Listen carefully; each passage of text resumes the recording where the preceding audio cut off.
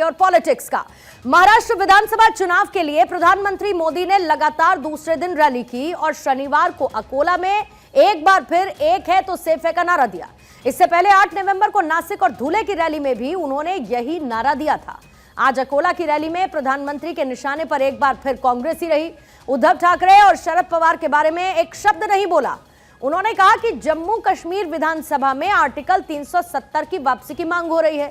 कांग्रेस और उसके सहयोगी इसका समर्थन करते हैं और पाकिस्तान भी यही चाहता है।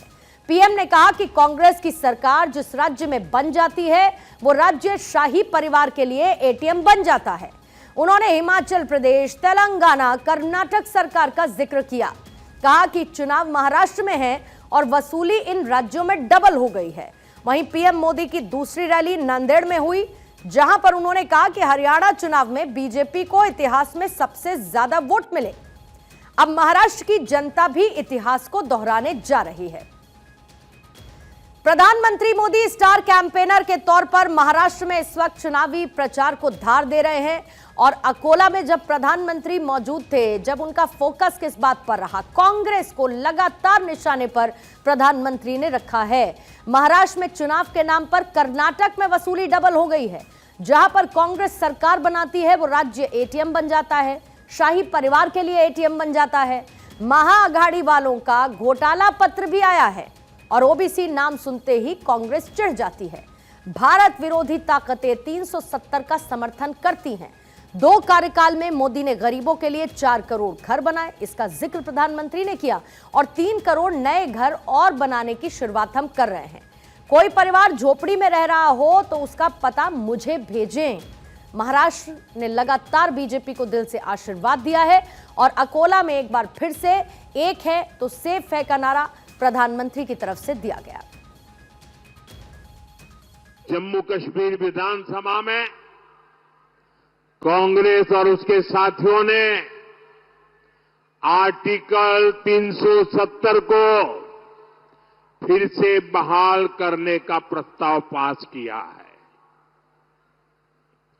आप मुझे बताइए, मैं आपसे पूछना चाहता हूं, क्या इस देश में फिर से जम्मू कश्मीर में 370 लागू होनी चाहिए? पूरी ताकत से बोलिए ताकि कांग्रेस वालों के कान फट जाए। क्या फिर से 370 लागू होनी चाहिए?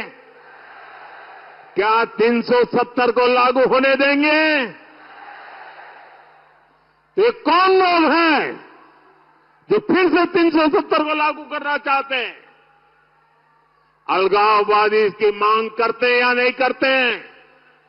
आतंकवादी संगठनों ने 370 हटाने का विरोध किया था कि नहीं किया था? पाकिस्तान 370 का रोना रोता है या नहीं रोता है? जितनी भारत विरोधी ताकत है, सब पे सब 370 का समर्थन करते हैं और वही कांग्रेस की भी भाषा बन गई है।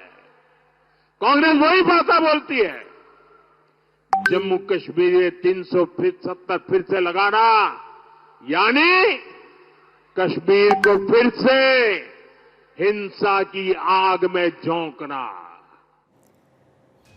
प्रधानमंत्री मोदी ने यह भी कहा कि पूरे महाराष्ट्र में महायुति की ही लहर है और इसके साथ भारी संख्या में वोट करके जनता बीजेपी को आशीर्वाद देने वाली है।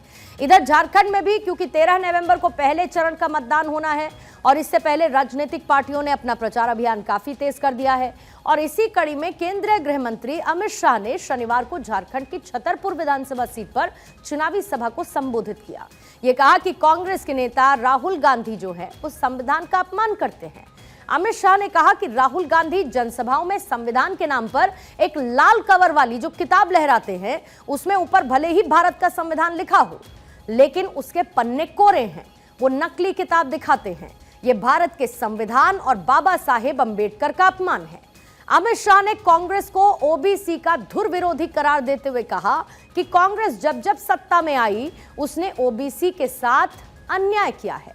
दूसरी तरफ 2014 में नरेंद्र मोदी की सरकार केंद्र में बनी तो सभी परीक्षाओं और नौकरियों में पिछड़ों को 27% का रिजर्वेशन दिया गया। हमारी सरकार ने पिछड़ा वर्ग आयोग बनाया और उसे संवैधानिक दर्जा भी दिया है।